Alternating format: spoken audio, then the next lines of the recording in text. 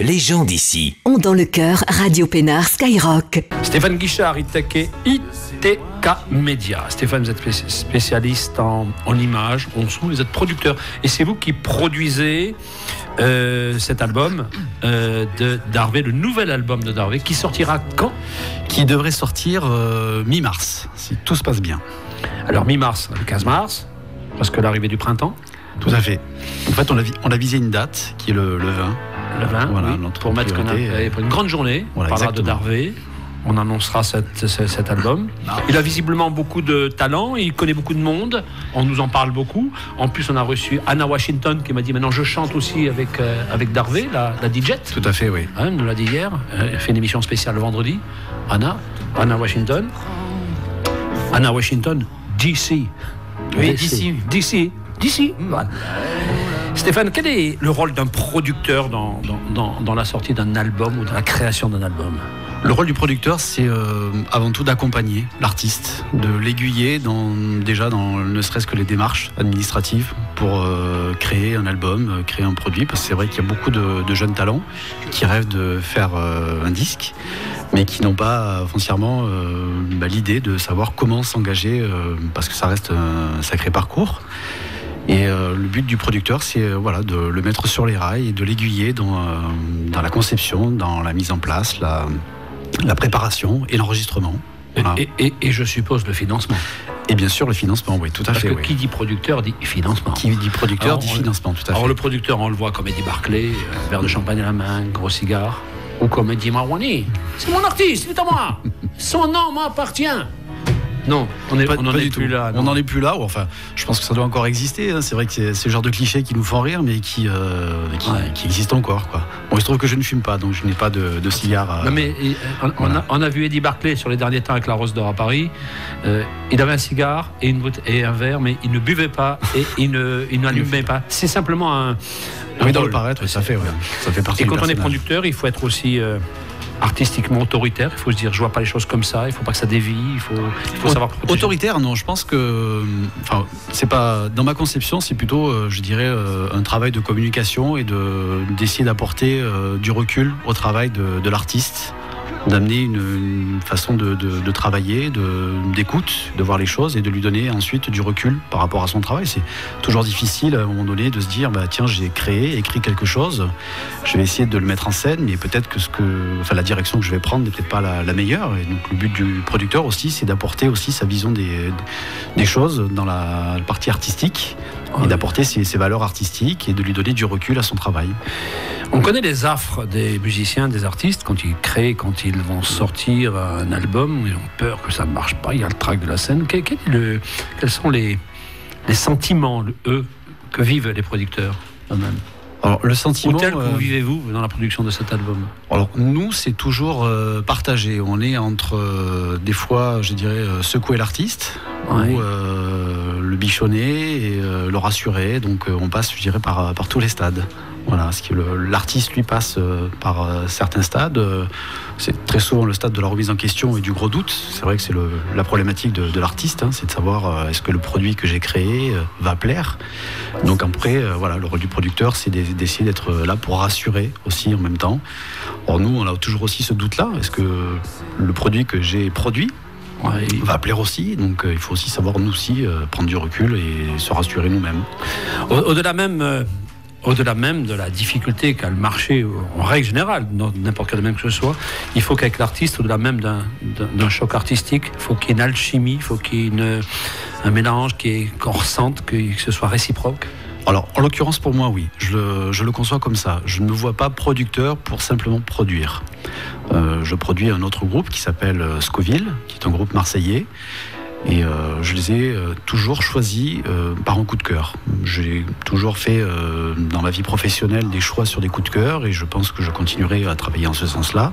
Et Harvey a été un coup de cœur. C'est un jour, on m'a appelé pour me dire écoute, il faut que tu viennes écouter ce groupe. Et c'était le patron de la pisciculture qui m'a dit il faut que tu viennes écouter ce groupe, c'est super ce qu'ils font, ils ont besoin d'un producteur, peut-être que ça peut te plaire. Et je suis venu, j'ai écouté quelques répétitions et j'ai eu le coup de foudre et j'ai dit je suis. Voilà. Parce qu'aujourd'hui, les producteurs se lancent surtout sur les gamins et gamines, entre guillemets, qui sortent des grands concours et qui vous chantent il avait des bottes de poteau. Oh, qu'est-ce que je chante. Elle chante une chanson d'Edith Piaf, mieux qu'Edith Piaf. Ça, j'ai entendu ça. Tout à fait, oui. C'est pas ce créneau. Et après, quand on tombe dans l'artiste majeur et mature, comme disait l'autre, il y a tous les défauts qui vont avec, hein, et tout l'entourage, et tous les réflexes, et les mauvais trucs, et tout à fait. Le côté, je t'en passe, c'est des meilleurs. C'est la problématique de l'artiste qui a déjà de la bouteille et qui a la difficulté de se remettre en question. Voilà. C'est vrai que c'était un petit peu nos doutes quand on a signé avec Darvé, parce qu'ils ont déjà un petit peu de la bouteille, hein, ils ont de l'expérience. C'était de savoir si ce groupe était capable de se remettre en question, et en l'occurrence, ça a été le cas. Donc ça a été positif pour nous, et dans l'élaboration, et ensuite dans la production. En plus, on a été plutôt bien aidé dans la production, puisqu'on travaille avec Fred Pajot au studio Ma Ferme, oui. Donc, qui a été lui aussi, je dirais, un poids de mesure sur l'élaboration de cet album. Fred, qu'on salue au passage, Ma Ferme, ainsi que Mylène Farmer, sa charmante épouse, on appelle Farmer, c'est tout.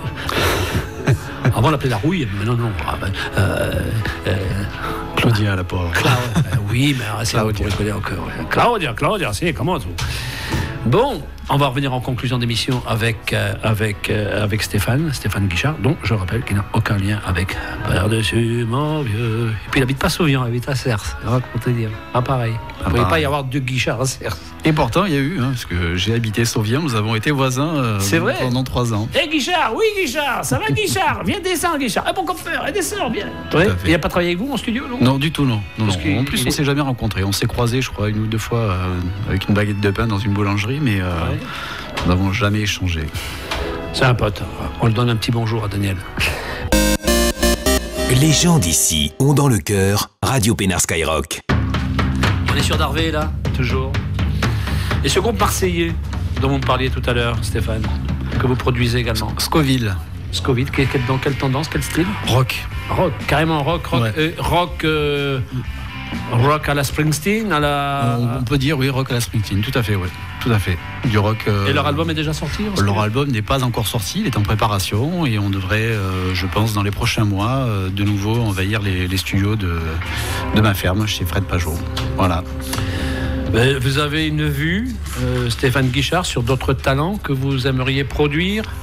Alors, pour l'instant, non. Je vous avouerai que déjà, gérer 2 groupes, c'est pas une mince affaire. C'est quand même pas mal de travail. Et je crois qu'il est nécessaire de bien faire son travail et de prendre du temps d'accompagner déjà les artistes qu'on a actuellement. Et ensuite, après, on verra. Voilà. Stéphane Guichard, moi j'avais entendu parler de vous, sans savoir qui vous étiez, où vous étiez. J'ai vu un jour un camion avec cet écran posé, enfin un camion sur un plateau, hein. Tout à fait, un écran. C'est le vôtre, c'est cet écran? C'est à moi, oui, tout à fait. Il était une fois en face de la maison Jean Moulin, il était sur la plage Jean Moulin, dans un coin là. Tout à fait. Qu'est-ce qu'il faisait là avec l'écran et tout? Alors le but était à l'époque de promouvoir les halles de Béziers, voilà, qui ont besoin de promotion. De promotion, oui, tout à fait. Sauf le dimanche, parce que dimanche... Sauf le dimanche. Tous les gangs y sont, les pros, les antis, les pros-ménards, les futurs ménards, les indécis. Chacun est dans son stand, Putain, non mais je rigole pas. Dimanche matin, oui. Ah, dimanche matin, il fait le même dimanche matin, non? Ils se cachent tous la tête, ils veulent pas. Non, je veux pas qu'on me voit. Non. Les halles, c'est un lieu magnifique. Dans toutes les villes, il y a des halles. Tout à fait. C'est une symbolique de couleurs, de température spéciale, de fruits, de légumes, de poissons. Tout à fait. Et là, je ne sais pas si vous avez vu, il y a une campagne là qui passe maintenant, une campagne d'affichage là sur les sucettes. Voilà, nous, on a fait la première partie de cette campagne. Voilà, c'était le but de les aider à promouvoir cette campagne et de les mettre un petit peu en avant, parce que c'est vrai que Béziers a besoin de faire vivre son commerce au centre-ville, c'est important. Voilà. Donc on trouvait bien de pouvoir les aider en ce sens-là. Vous avez filmé la neige sur les allées Paul-Riquet? Non. Non. Je vous avouerai qu'on est resté au chaud dans nos bureaux. Je voulais envoyer à ma mère des images. Ce sera pour la prochaine fois. Maman, regarde, il neige. Elle m'a dit, mon fils, prends pas froid. Elle oublie que j'ai 63 ans, ma mère. Fais attention à toi, mets tes moufles, mets ton bonnet.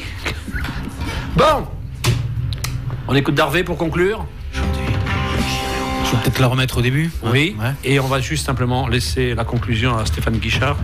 production ITK Média, simplement de dire que l'album va sortir. Voilà, écoutez, là vous allez écouter I'm a Lover, voilà, d'Harvey. I am a lover. I am a lover. Il y a une chanson comme ça. I am a lover. Et l'album devrait sortir. Ralenti. Voilà, et donc, en plus, c'est un beau gosse. Hein. Et en plus, c'est un beau gosse. C'est pas un handicap, ça. C'est souvent la question qu'on lui pose. Ah ouais, voilà. C'est trop beau ce garçon. C'est pas possible. Les filles, arrêtez, je veux pas de filles, dégagez. Ouais, on le dit souvent pour le charrier, c'est un aspirateur à filles. Voilà, et puis les filles qui vont maintenant s'approcher de Darvé, moi je peux te dire qu'on sera là avec le producteur. C'est son talent d'Achille. Non mais laissez-le chanter, non mais merde. Oh. Voilà l'album qui devrait sortir mi-mars, voilà, qui s'appellera Sur les chemins défendus. Les chemins défendus. 12 titres de pure composition d'Harvey. Merci. Merci à vous. On se reverra, Stéphane. Avec Merci plaisir. à vous. Mais déjà, on se voit à Cinéphiles. On se voit à Cinéphiles. Oui, avec l'écran géant, les caméras partout. Voilà, rendez-vous le 12 février. Alors faites-vous belles, les filles, faites-vous chouettes, et puis vous serez filmés. On vous verra après, à la télé. On verra ces filles. Et les gens ils diront qu'elles sont jolies, qu'elles sont jolies, les filles de Béziers. Tu connais ça? Oui. Ah bon. Allez, à demain, bye bye.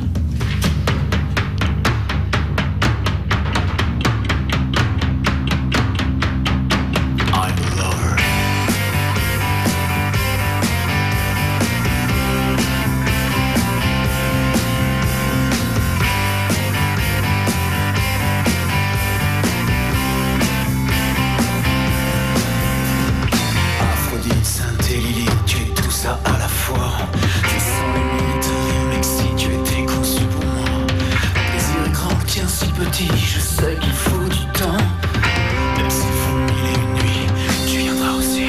I'm a lover, I'm your lover, baby.